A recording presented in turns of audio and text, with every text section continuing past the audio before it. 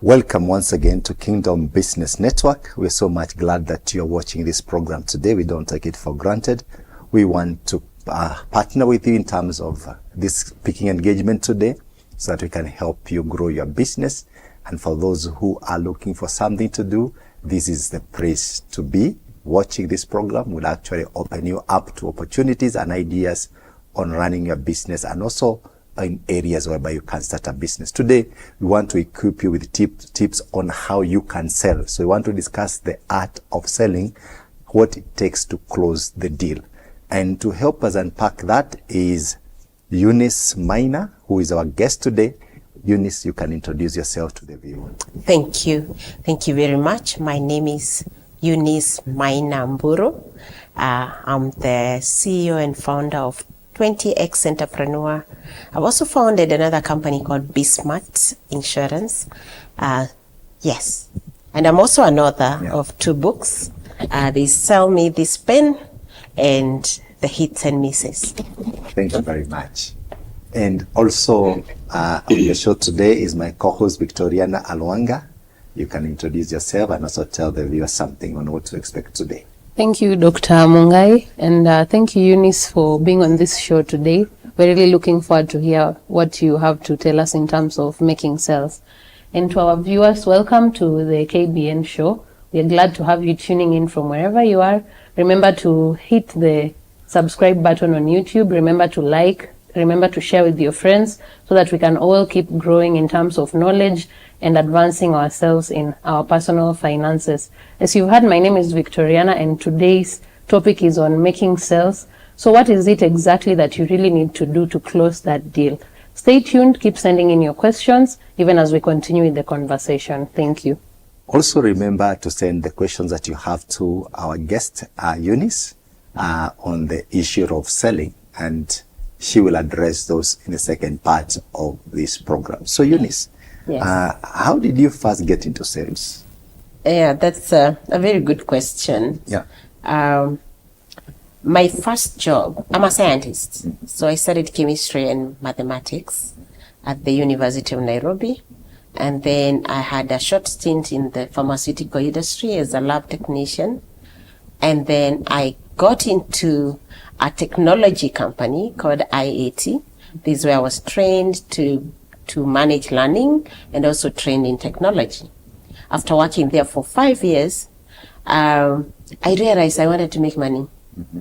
And when I read many books about money making, like, Robert Kiyosaki, Rich Dad, Poor Dad, the Cash Flow Quadrant, I had to, all these books were saying you need to learn how to sell.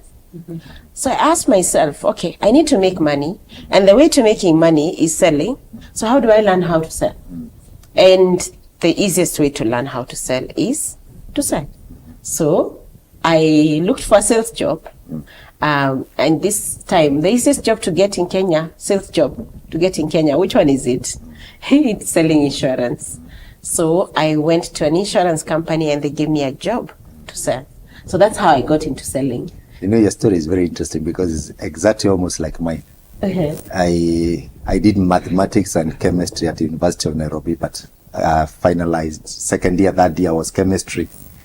So started working in a pharmaceutical company, then got a job in an insurance company, AIG. That's interesting. And then I moved to sales and marketing. So we are alumni. Very interesting. So I can relate with what you're saying. Yeah. And I always tell people that selling is a must for anybody who wants to make money. Yes. You need to look for something to sell. Yes. I don't know. That's what I believe. Yeah. Everyone is a salesperson. You see, we are all born to sell because what is selling is exchange of value. Yeah. So even when you're a child, you actually learned selling when you're a child. Yeah. When you want your diapers changed, what did you do? You cry. When you wanted food, you had a way of doing that. Now the difference is that some people, skill themselves into becoming excellent in selling, and others decide to just sit on it. But everyone is a salesperson. And there's no business that can survive without sales. You won't get that job if you can't sell. because it's about selling. What is it that you can offer?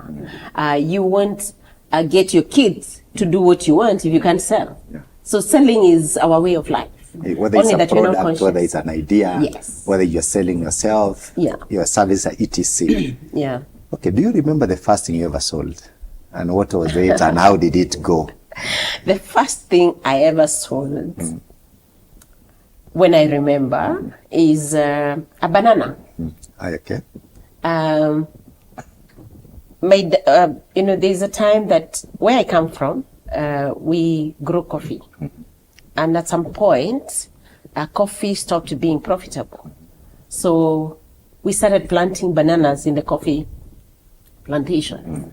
And I was given my space and I planted my banana. I was quite young in primary school. So the banana grew and I sold it. Yeah, I took it to the market and I got 40 shillings. And you're so excited. That was a lot of money. Did that tell you that you are now born somebody who can sell, or what got into your mind? I actually didn't know what it was I was doing. Okay. Because the banana has grown and I need some pocket money and I sold it. So I didn't know whether it's a trade or it's a skill. I just did it because it needed to be done. And I see you wrote a book, Selling This Pen. Maybe you can talk about it. What inspired you to write that? I thought you sold the pen the first time, but anyway, tell us about Sell This Pen. So when I decided I want to make money and I went to look for a job, I was called for an interview. And the manager there told me, you look like you can sell, but we don't know. He gave me a pen and said, sell me this pen. So that was what inspired the title of this book. It was the first question I was asked when I was looking for a sales job. And this book, I started writing it when I was still let me just give you a brief story of my selling journey. So the first 3 months, I did not sell anything. I struggled. That's insurance. Yeah, selling insurance. That's normal. You understand how hard it is to sell insurance. So the 4th month, I sold 5 policies. That was very good. And I was celebrated in the branch and I was even taken out for lunch. Then the next 3 months, I did not sell anything. And it's like I had exhausted all the work I had done the 3 months I was not selling. I exhausted it in 1 month. And now I needed to do more work. And fast forward, after that, when I started selling, I never stopped. I sold every week. And I ended up becoming one of the top salespeople within the same year. So I was promoted to be a unit manager, where now I was able to recruit other agents and help them grow. And then after a while, I was promoted to be country sales manager for microinsurance. Now, when I was the sales manager, the country sales manager, I would visit branches to visit the agents. The company had a lot of agents, over 3,000 agents. So every Friday, I would be in a branch because they meet on Fridays. And after I train, many of them would come and tell me, Eunice, can you mentor me? Can you train me? Can you coach me? Can you hold my hand? But we had, there are 3,000. How do you mentor 3,000 people? So I started every Friday morning sending an email on, an inspirational email, guiding them on what to do for this week. And that email will be read in the branches. So I was looking for ways to multiply myself so that then I can mentor many people without necessarily meeting them. Remember, technology. So when you do technology, you think on how do you scale? So fast forward, when I was still in the company, I was like, okay, how do I create a manual so that then people in the branches can be studying and then they do? Because you see, it's my journey. So I started writing the book while I was still employed. But then I left the job in 2017. I had not finished the book by the time I left. So when I left, I knew it was one of the projects I needed to finish. But we, got some people to help me, editors. And at some point I got into a legal issue. So I abandoned the project until COVID happened. And see, COVID happened and everybody's at home. Then I remember I have a project to finish. Yes, it has handles, and how do I overcome them? That's how I wrote the book. Yes. Okay. Yes. What's the key lesson that you learned as a salesperson? The key lessons I have learned as a salesperson is, number one, selling is not telling. See, when I was working as a sales agent, we used to look out for people who talk a lot. And because they are talking a lot, you think they will sell a lot. Over time, I realized those who talk a lot don't sell much, because selling is not telling. So they end up hogging the space for the client, and the client doesn't speak. So lesson number one, selling is not telling, it is listening. So those who listen more actually make more sales. More sales. Number two, I have learned that sales is a service. It's a service to humanity. You're serving people. It's the way God answers people's prayer. Yes. Why? Because right now, as we speak, there's somebody praying for a house. Now, who is going to meet that prayer? Is God going to come from heaven to do that? No. A salesperson needs to find this person and show them the many options of houses there is, and they choose one. You get. Number three lesson, I will just share three, is that selling is about understanding the customer's pain, desires, aspirations, dreams, and just helping them. So basically, I look at a salesperson as a trusted guide. So we have the customer here, this is where they are, and they want to go there. And here there's an obstacle, there's something holding them back. Is something making them not go where they are going. And you are here as a trusted guide to help them navigate around this obstacle to achieve the goal that they want to achieve. Those are the biggest lessons I have learned about sales. Are those in your book? Yes, they are here. Okay, They're all documented. Just hold that book towards the camera. Sell me this pen. I've documented this journey with my own personal stories on how I met a client and what was the obstacle and how did I help them. So for the viewer who wants to hear more on that, it's all in that book. Yes. Victoriana, what's your take on this? Well, I'm really hearing a lot, and it's just picking up a lot of curiosity in me. And maybe now, based on what you've been telling us about sales, you've said that selling involves exchange of value. When we started, you mentioned it can be a service, it can be a product. You've also mentioned that selling entails listening to the customer. You've also mentioned that selling involves understanding their pain and their need, right? And when I come back to what you said, that selling is not telling, that those who tell more, they don't sell more. Actually don't sell.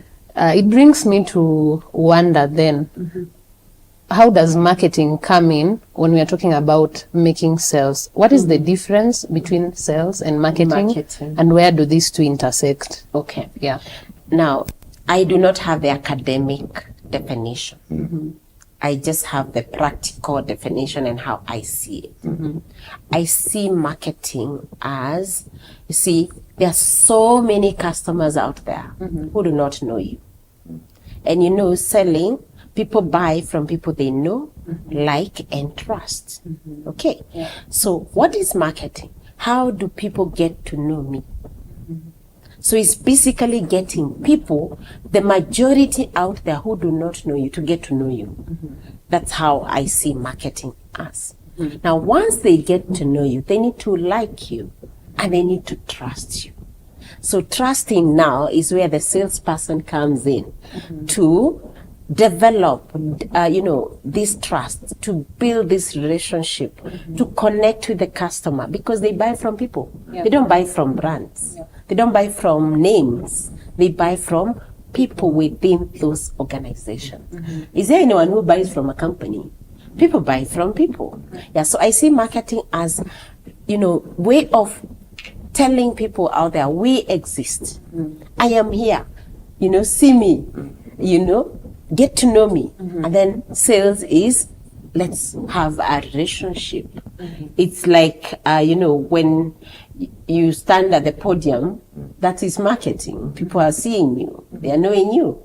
But then if by any chance you get a date, then now you go to a sales conversation whereby you go out for coffee, you get to know this person, and then you have another date, and then another one, and then there's exchange of products or service, maybe exchange of rings. That's You're closing the deal. Okay. Yeah. Yeah. All right. So you've talked about now after the people now know you, and then now you have to bring in the salesperson to build the trust. Now this begs the question, then what are the core qualities of a good salesperson? What makes a good salesperson? That's a very good question. What makes a good salesperson? Can they listen? Or can they learn to listen? Because listening is not the natural us. We are more geared to talking, yet God gave us 2 ears and 2 eyes, but 1 mouth, but we use the mouth more. So can somebody learn how to listen? And when I talk about listening, it's not sitting and just looking at me. It is, how do you listen? You listen by asking empathetic questions, or questions that will trigger the person to speak, the other person to speak. So that's listening. So that's number 1 quality, learning how to listen. Number 2, are they hungry? Hungry for growth, hungry to make money. Every time I go to an interview process to interview salespeople, and I find somebody has come for a sales interview, and I ask them, what do you want? What is innate for you?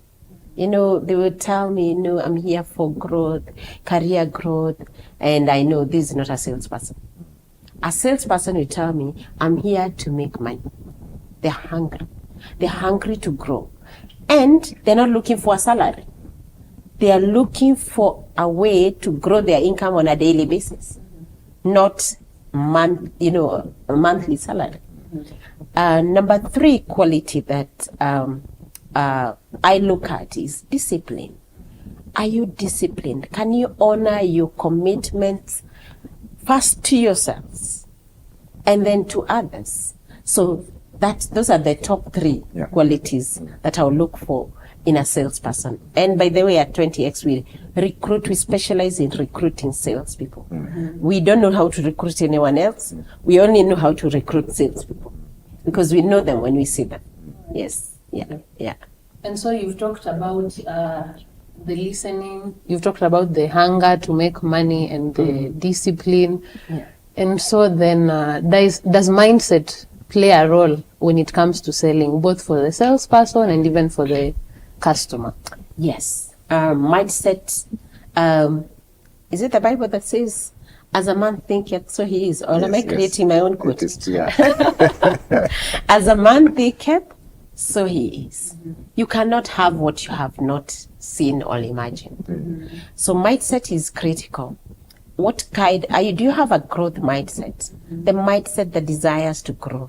Do you have a curious mind? Because you see, selling, when I talk about empathetic listening, is about having genuine curiosity to know your customer. It needs to come from the heart. So what is that? Do you have a curious mind? Do you have genuine desire to know people and to help people? So mindset it's everything. Yeah, it starts with the mind. If you look at the book of Genesis, God looked at the world and said it was without form and void. Yeah. And then he first imagined a world that has form and without the void, and said, let there be. So it starts with first seeing the problem, seeing the challenge, seeing the opportunity, and then imagining what it could be. and speaking, let there be. Yes. So mindset is different. Yeah. All right. And that's And when we started, let me just take you back. You said that everyone is born with that selling aspect in them. You even mentioned a baby, how they reach out when they're hungry. And you've also mentioned that in your company, you specialize in recruiting those people that you know they're good at making sales. So then, is it a natural talent? Does someone need to learn it? If you see that this one does not know how to sell, then can they be trained to sell? Yeah. That's a very good question. Is it a natural talent or can it be trained? We said at the beginning, everybody has got capacity. But some people skill themselves. Basically, they learn or they are trained or they are coached to become excellent in it. So yes, it is a teachable skill, but you need to have the desire to learn.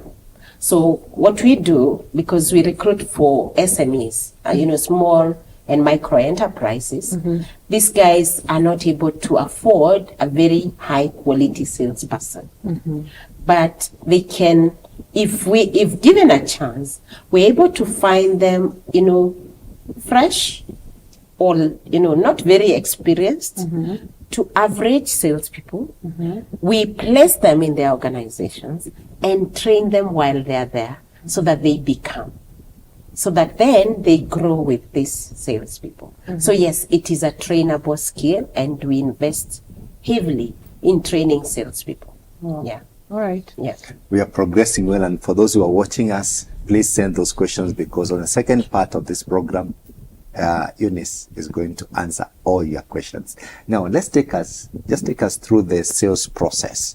Does selling have a process that somebody needs to think about, follow, whether sequentially or otherwise? Is there a sales process? Yes, yes. Actually, when I saw your flyer, I almost corrected it to say it's not the art of selling, it's a science. It's a science. Okay. And maybe because it's my scientific mind, Yes. I'll see it as a science. Why? Because you know that we studied chemistry. This is a process, this is a procedure. That if you mix one chemical and the other, you get this result. So it's the same. And when you change the conditions, the same chemicals might give you a totally different product. Exactly. If you adjust the conditions or temperature, what? Exactly. So I see sales as a science. That there is a process that will give you a certain outcome if you follow it. Of course, if you change the conditions, if you don't follow through, then it will give you something different. So yes, there's a sales process. And the sales process, I like to see it the same way I explained to you. People buy from people they know, like, and trust. So that's already a process there. So the process starts with, how do I make people know me? So not know my product, know me. Okay? Yeah. So it starts with, it's called lead generation. Yeah? How do I attract people to know that I exist? So how do I generate leads? Then the next thing is, how do I qualify these leads? This is what we call prospecting. Qualifying the leads, finding out, do they need, basically, do they have a pain that they want to relieve? Do they have a desire that they want to meet? Do they have an aspiration that they want achieved? That is qualifying. And then can they pay? Do they have a budget? And they could have all this, but maybe they can't make the decision. And I'll give an example. Say you have a couple and you met the husband. And the husband, for sure, he needs a home and he has the money. But who makes the decision?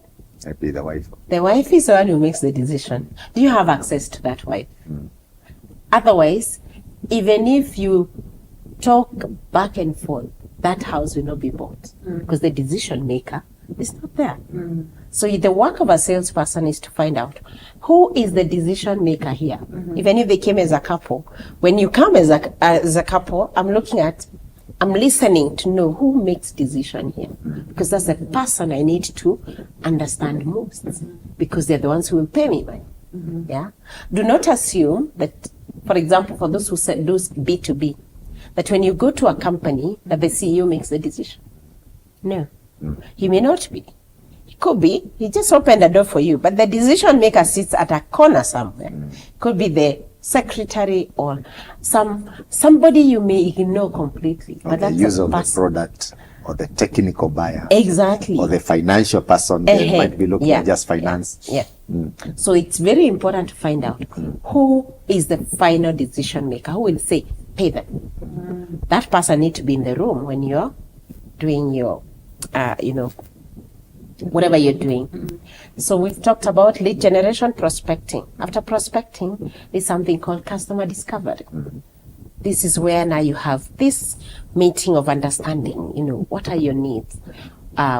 What do you want to achieve? Remember, selling is taking the person, the client, from here to where they're going. So you need to understand where are they and where do they want to go and what is stopping them.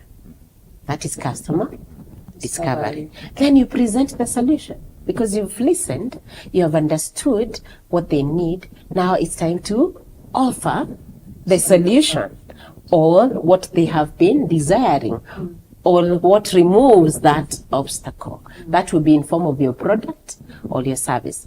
Now, salespeople make a big mistake to give generic solutions to everyone. Now, that means your customer discovery journey did not do anything, because the purpose of the customer discovery is to understand the emotions that drives that decision making, the why behind making the decision to buy. So once you understand that, do not present all the features of the product. Present only the features that meet that desire. That means I could sell this cup to Victoria, but as a different feature of this cup from how I would sell this cup. Meaning, both of you will buy this cup, but you didn't buy the same thing. Why? Because the value you see in this cup is different from the value he sees in this cup. Why? And we say, as beauty is in the eyes of the beholder, so is value in the mind of the customer. So it is not me as a salesperson who determines the value you derive from this cup. Maybe Victorian is buying because it's written faith today. But on the other hand, you're buying because it's white, looks clean.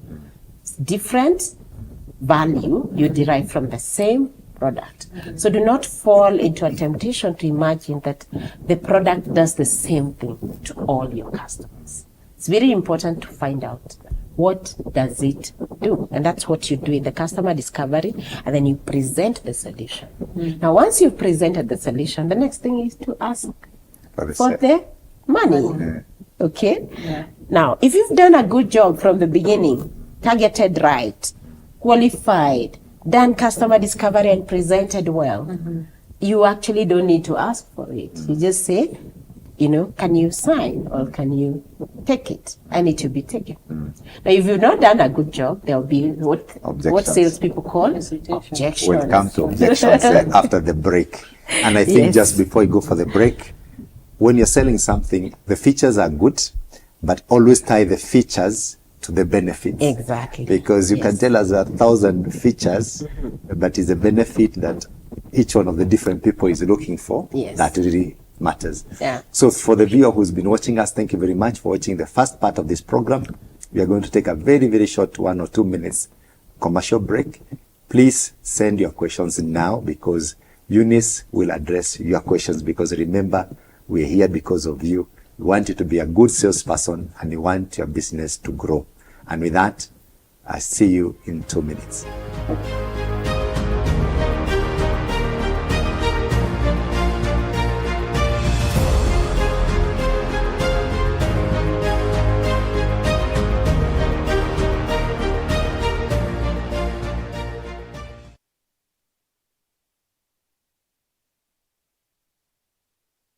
Faith Today TV is here to make your brand outstanding. Worry not on where to advertise your business or your product. Call us on 0114 777 000 or email us on info@faithtodaytv.co.ke.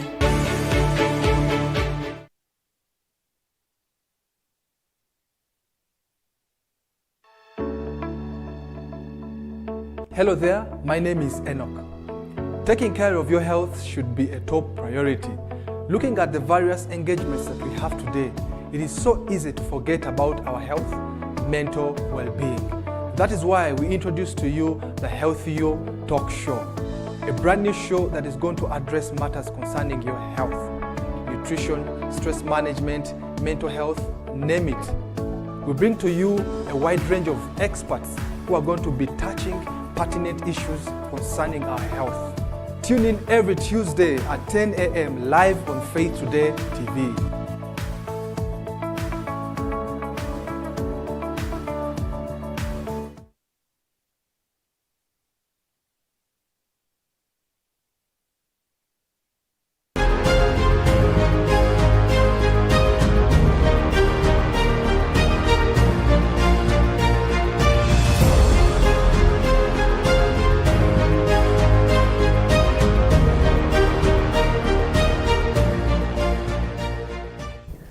Thank you very much, dear viewer, for that short commercial break. Please, as I said, send your questions now because Eunice wants to answer your questions. And remember, we are here because of you. We're discussing about the selling process. And we're discussing about, we reached the place where we're talking about objections. Yes. So if you have done a very good sales pitch, you presented the features and the benefits of the product, then it's easy for you to be able to close the deal. Yes. Then you said, if you've not done a good job, it will be a problem. Yeah. Might be, let's pick from there and tell us about the objections that somebody faces. Yes. Yes. Now, if you have not done a very good job, meaning you did not hear the customer properly, therefore you may not have matched your product Yes. with the value they are deriving, what you're calling benefits Yes. that they want to see, then there will be objections. Yes. Before I explain the objections, I talked something called value proposition. What is a value proposition? A value proposition is what the customer, that benefit the customer derives from the product that you're offering. Now, it has got three elements. One, it needs to be unique, it needs to meet a need, and need to be proven that it works. Now, if what you have presented does not meet a need, automatically that's an objection. And what is the objection? I don't need it. Yeah. So this is where you hear a customer saying, can we talk next year? Or can we talk Next week. next And month? never reaches. And then you call and they don't pick calls. They're saying, I don't need it. And that is your work as a salesperson to now understand, find out, did I miss something? Did I really understand their needs? And most of the time, the customer is saying, okay, either they did not understand how that product meets their need, or they actually completely don't need it. That means you didn't do a good job in prospecting. Okay? If a customer says, kuna ya bei kidogo, give me the cheapest. What does that tell you? Price is an issue. Actually, price is not the issue. They're saying, I cannot relate the value I'm going to derive with the amount of money you're asking. There is a mismatch between value and the price. Remember, value is not equals price. If the customer finds it so valuable, they're willing to pay any amount. And they're also saying that what is unique about your product? They're telling you there is nothing unique. I can get it cheaper elsewhere. So that is your work now to differentiate. Differentiate what is this that is unique about this product or service. If there is no differentiation, then you will go to the route which I call the road to downhill, the route to the bottom. The price competition is not good for anyone. It's not good for customer. It's not good for you. because it's a road to the bottom. You puguza, the other person puguzas. You keep puguzing because there's nothing unique about your product or your service. Victoriana, Yes.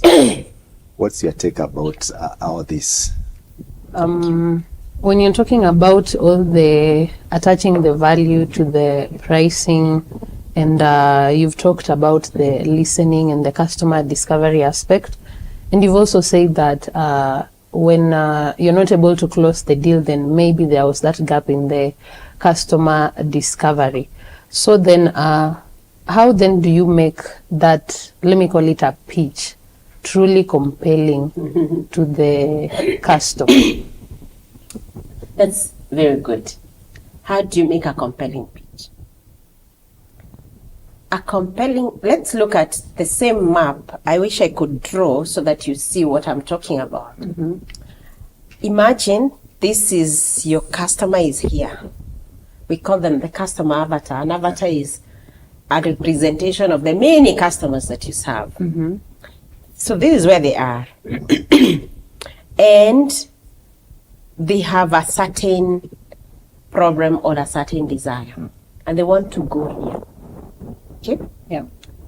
So your pitch need to move them from here to where they're going. So they need to see the end goal in that pitch. So basically the focus should be on the value or the benefit the customer will get. So always start with the end goal in mind. Now, this end goal could be an aspiration. People are motivated by two things. Either they're running away from something or running towards something. If they're running away from something, then it means it's very painful. It's I usually tell people, me, I had to run away from poverty. So I had to learn selling quickly so that I ran away from poverty. So anything that was going to make me less poor was, was welcome. So all they're running towards something. They have an aspiration, a desire. See, if it's a parent, they want their children to get the highest level of education. Show them how that will look like and how this product is helping them achieve that. So any compelling pitch must, number one, be showing the customer that there's something unique about that and that it meets that desire or it relieves that pain that they have. And finally, it need to have worked. Who else has used it? They are asking for testimonial. They ask, how did other customers do it? Because people like things that are familiar. Yeah. So, and you will hear customers asking you, tell me, is there anyone else who has done this? So you need to have some testimonials. Now, if you have a new product, that's a bit difficult. This is where you trust that at least you get your first few customers so that you use them as testimonials. Yes, because people will always ask, who else has worked with you? Yeah. Let's take a few of the viewers' questions, and there are quite a number, and thank you very much for sending those questions, and in case you've not sent your question, it's the time to do it. Now, somebody say, hello, it's Juliet, it's Janet. And the question is, what are the most effective techniques for building rapport with potential clients during the selling process? Wow, good question there. Janet, the techniques. I like avoiding techniques, but give principles or a process, because then you can tweak it based on the customer you have. One of the important tools you need is what I call active listening. And I'll ask you, Victoriana, have you gone to a place where somebody just spoke about themselves and they did not give you a chance? How did that sound? You feel left out. You feel left out. Would you buy anything from such a person? Let's say whatever it is, would you even buy? Not really. Because it's not about what you have. It's about how you make them feel. And my friend, a behavioral scientist, always tell me that there are 3 basic needs for a human being. When you were in high school, we were taught there are which ones? Which are the 3 basic needs of a human being? Food, shelter, and clothing. Yes. Now, even if you have food, shelter, and clothing, you still have 3 basic needs. The none, you know, you can sleep outside, but the need to be seen, the need to be heard, and the need to be understood, that will always be with you. That is what causes people to get sick. It's what causes people to buy from others and not to others. So, to build a rapport, always ask yourself, how can I meet these 3 basic needs? How can I make my customer, my potential customer, feel seen, feel heard, and understood? That means you can't be the one talking about. I've met people, you meet them, and they're telling you, you know, this phone is very nice. You see, it has a very nice camera. They have no idea who you are. They don't care. Will you buy? But if we met, Victoriana, how are you? And I start hearing you. I want to hear you. Tell me, how is business? When you talk about yourself, then you have my attention. And you remember me for wherever you go. You will not refuse to pick my calls. Why? You feel like we become friends. Why? I made you feel seen. I made you feel heard and understood. Yes. And there's a whole conversation about that. We can't finish that on how to make people seen, heard, and understood. But always go with a mind of, I am here. I need to offer a listening ear. And to do that, ask questions that are going to help your potential customer or your customer speak. If you find yourself speaking for 2 minutes non-stop or a minute and your customer has not spoken, you lost them. They won't buy. Just give up. That's interesting. Now, a question from Mark. Mark is asking, he's saying, good morning, KBN. Morning to you, Mark. How do you handle clients who are interested but always delay closing the deal? That tells you, first, either they don't need, or number 2, you did not listen to them. You do not understand their needs. So please go back to customer discovery phase. Remember, when it is a process, go back to where you lost the step, and you lost the step at the listening phase. Always remember, you have 2 ears, 2 eyes, ears to hear. Everybody who has ears can hear because they have an eardrum. But very few listen, because listening involves also the eyes, observing the body language, the things they're not saying, and only one mouth. The one mouth should be shut most of the time, so that you use the ears more and the eyes. And there's another faculty called the mind, to try and comprehend what are they saying, and the heart to empathize, to put yourself in, you know, what are they feeling, their emotional drive. If you haven't done that, they will delay. They don't need it. You didn't hear them. And maybe they have even bought from someone else already. Yes. Interested, but will always delay. Now, Collins from Githurai is asking, what are the red flags to look out for when trying to close a deal? Red flags? What are these red flags? You know, I hear them in relationships. Yes. Red flags. Can we interpret that to be objections? It's like it's something that tells you that you're heading nowhere. Yeah, when you find yourself talking. When you find you're the one talking all the time, imagine you're going nowhere. But listen, let them speak, because you will hear what they're saying. So when they're engaged, when they're engaged, then you know you're in the right track. If they are not, that's a red flag. In fact, it's a moment, pause, and go back, you know, let them, ask them a question that will lead them to speak. Yes. And it's interesting because, like, for example, when you're selling a product, that's when you find, like, the hawkers. They're selling you this cup. They'll actually even give you the cup to try out. Yes. or whatever product, shika experience, whatever. Yes. So even by the way the person receives whatever you've given him, then you know whether they're on track to be interested or to not. buy or not. Yeah. If they don't even want to touch it, then you know. Yeah, just move to the next one. Move to the next, Okay, another question here is it better to offer discounts or focus on the value of the product? Which one is better? It depends. Again, this is where now you need to understand the type of customers that you have. There are different customer profiles. There are people who are not interested in discounts. Okay. They're not price customers, especially the high net worth. Their focus is more on value. Their focus is more of prestige, what this can do. But then if your customer is a price customer, this is where discounts come in. And at the point of prospecting is where you get to know which customer am I dealing with. Then you can decide, what can I offer? Is it focus on value or give discount? Yes. And I think you'll never go wrong when you focus on value, because discounts, from what I understand, they're just temporary. Yes. They're supposed to spur sales or might be reach a market penetration objective or a volume objective, etc.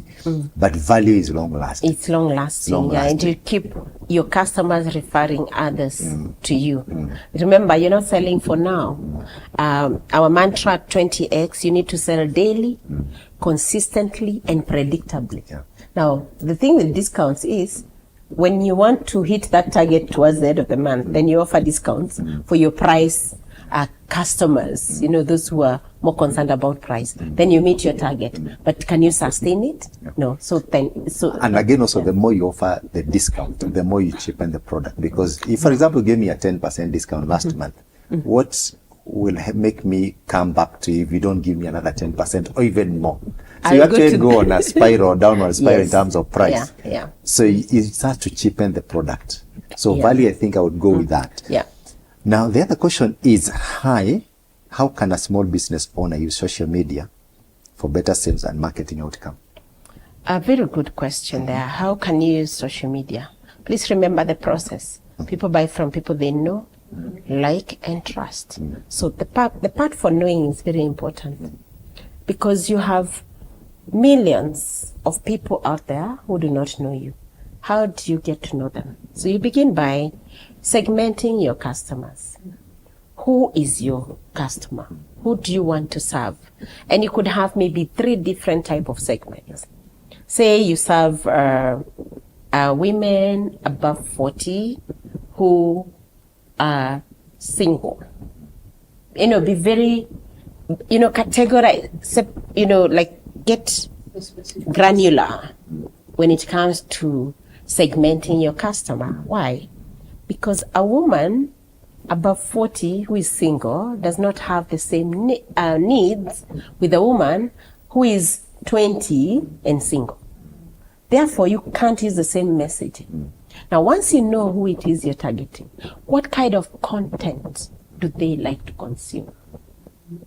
This is where you ask, can I offer that? If you can't, then can you find people who can offer that kind of content, and you partner with them so that you attract your customer to you?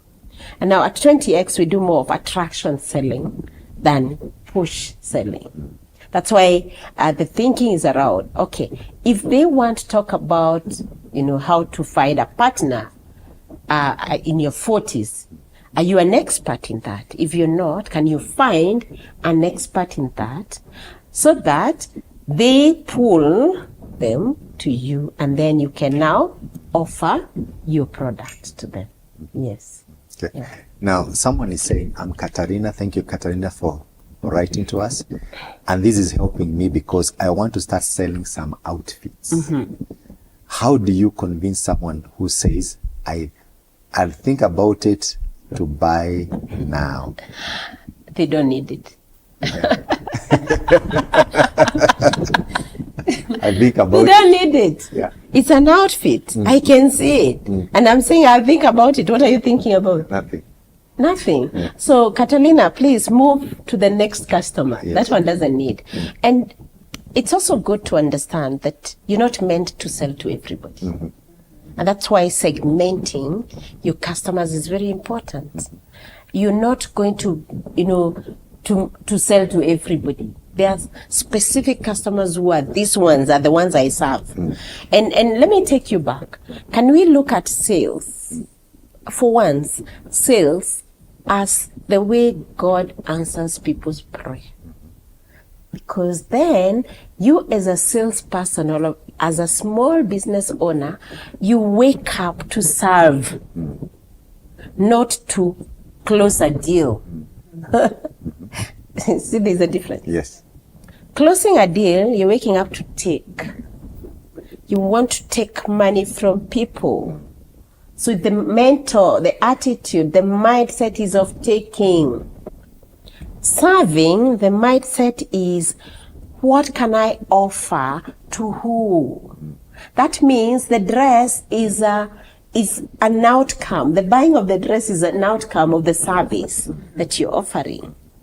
And this is why I said, listen, understand people's needs and pains. Because if you meet that, they will buy. If, for example, you said, single ladies about 40 are the ones you're selling these dresses to. What are the biggest issues they have around them?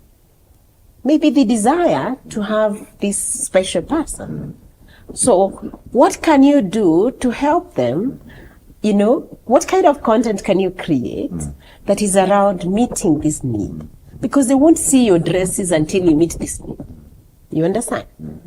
Now, of course, not everybody will buy. Some will buy, others won't. That's why you're encouraged to have many. So that as these ones are converting, the others are waiting. Yeah? It's called a pipeline. Yes, that's a whole discussion right there, which we can I don't think we can finish today. Yeah, but yes, if they are thinking about it, they don't need it. And the other thing you can look at is, if it's a dress and they're thinking they don't need it. Period. There's something you said which I find very interesting about how somebody thinks when he or she is selling. Yes. If I have these cups and I feel I need to sell 50 cups today, I'll go with a very different mindset from somebody who comes and approaches selling in terms of the need of the customer. Yes. That somebody sees that there's people who need something called a cup, which will help them do something. Yes. And then you're going to address that problem. Yeah. So like the clothes, for example, you might look at it, you want to sell to make people look beautiful or presentable or shine in the office. And if that's the mentality, it's different from I have 50 outfits which I want to go and dispose. And therefore you look for everybody. You're looking for everybody. You will not target the people. Even your messaging is totally different. Exactly. And the attitude is different. Yeah. Okay, nice. And just to add to that, customers can sense. Sales is transfer of energy. Yeah. I can tell when you're hungry just to meet your target. And then I can tell when you're there to just show up and give me the best. Yes. And solve a problem. And solve my problem. Yes. It's something you're passionate about addressing, about the customer. Yeah. Now, should I focus? There's another question from Gilbert from CBD, and he's asking, should I focus more on building relationships or hitting my sales targets? Exactly what you want. Very good question there. Yes. Focus on building relationships. Yes. Because people buy from people they know, like, and trust. Once you build relationships, my friend, you will sell. I wish I had some time. I give my story on how I build relationships and how they translate into money. And once you build strong, long-term relationships, you will eat from those relationships for the rest of your life. That can be a very good topic for next week. Now, hi morning, good morning. Is it okay to follow up multiple times or will it annoy the customer? Very good question there. Yes, follow up, follow through. But what are you doing in this follow up? See, it's okay, it is important to follow up. But you can't always be calling me. Victoria, you said you're going to buy this book. Can you buy it today? Or are you buying today? Then I call you tomorrow. Victoria, the book is still here. So you're not giving me anything new.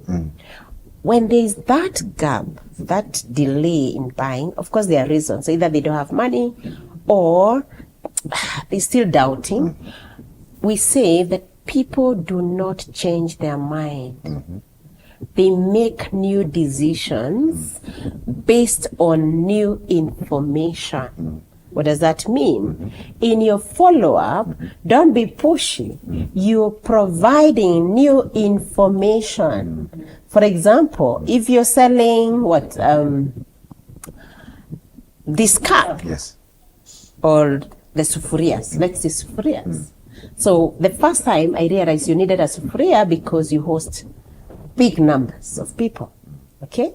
Now, the next time I'm telling you something new about this sufuria that maybe I didn't mention, or giving you a testimonial of someone who bought that sufuria and used it. How many people did they cook for?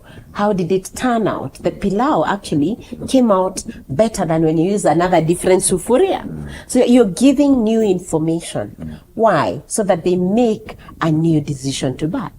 Remember, they made a decision not to buy. That's a decision made. Yeah. They won't change their mind. But if you provide new information, then they will make another decision of buying. Wonderful. We have very little time now remaining. Let's see whether you can take this in 1 minute or 2 minutes. Good morning. I have several questions. Now, these are several questions. Well, Maybe this we should pick it to next week. Okay. But the question is from Jonathan in Kenyatta Road. Thank you, Jonathan, for writing. How do you handle customers who keep asking for discounts? 2, what do you do when a customer says, I'm just looking around? And 3, is it better to upsell to existing customers or find few ones? 2 minutes. Oh. 1 minute, actually. Wow. Many questions there. What do you do when customer keep asking discount? They're saying your product is not unique. I can find it elsewhere. So find out, what is this that I can offer that is unique? Sometimes you may not offer a unique cup, but you can offer a different way of delivering that product. How you speak to them, how you show up, that could be unique, because some customers actually will buy the way you treat them. So find something that will separate you, differentiate you from other products. Else you'll keep doing discounts. The other one was... Is it better to upsell to existing customers or find new ones? Number one, an existing customer is cheaper. The cost of acquiring a new customer is higher than keeping the existing one. So yes, you must keep the existing one, and that's in the cycle. We did not come to that on how to keep selling, upselling, and cross-selling to the existing customers, maintaining that relationship. So you need to keep this customer and keep upselling and cross-selling as you get new ones. So it's not either or. You have to do both. You have to do Jonathan. both. Yes, yeah. The third one was, how do you handle customers who keep on asking for discount? Yeah. What do you say to customers who says, I'm just looking around? I think I'm just looking at, it's the same thing with the discount one. Yeah. So thank you very much, Eunice. Yeah. We've come to the end of this program, and I would want you to have some parting shots to the viewer. Maybe you can also talk once again about the book, how they can contact you, or how they can get book, etc. And you can lift it towards the camera so that they can also see it. All right. My closing point is 1. Wake up every day to serve. Why? God created us unique, special, to give others, to serve others with our skills and our uniqueness and our talents. Start looking at sales as that, showing up with your whole self, your full mind, thinking about the other person, what is in it for them, rather than what is in it for me. Tune down that station of wanting what is, what you can get, to listening to what others can get. How can you find us? We are 20X Entrepreneur on Facebook, on LinkedIn, on YouTube. Please subscribe to our YouTube channel. Everywhere it's 20X Entrepreneur. 20X. Yes, 20X. 20X. Why 20X? Because we have a dream and a desire to move small and micro enterprises and salespeople from X to 20 times. X is your current income, and 20 times is what it will be. Why? I did it. I was able to move my income from from a trainer's job to 20 times in 3 years. So yes, you can, because I did it. Yes, thank you. Thank you very much. Yes, Eunice, maybe we can tell them about the 2 books. Yes, so this book those who have read this book, they call it your sales Bible. It's a must-have. You need it. Please go to the 20x Entrepreneur. We have a website, www.20xentrepreneurs.com. You can contact us from there and get a copy. This one, I wrote it, it's a journey of an entrepreneur, the highs and the lows. I wrote it when I was in the valley, because all of you know that business is not easy. So here I've documented the low moments and the high moments of entrepreneurship. Wonderful book. Yeah. Thank you very much, Eunice, for coming. Thank you. Victoriana, what is your parting shots? Well, this was a really powerful segment. There's a lot of information. My perspective has shifted. And I'm sure even for the viewers, you've learned a lot. You're going to make yourselves differently so that you can get your customers to know you, to like you, and to trust you.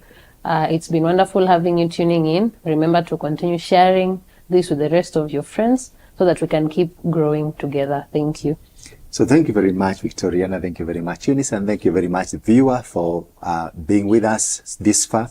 Remember to like, share, subscribe, especially on YouTube, to help us push this content to many more people. Until next time, may God bless you very much.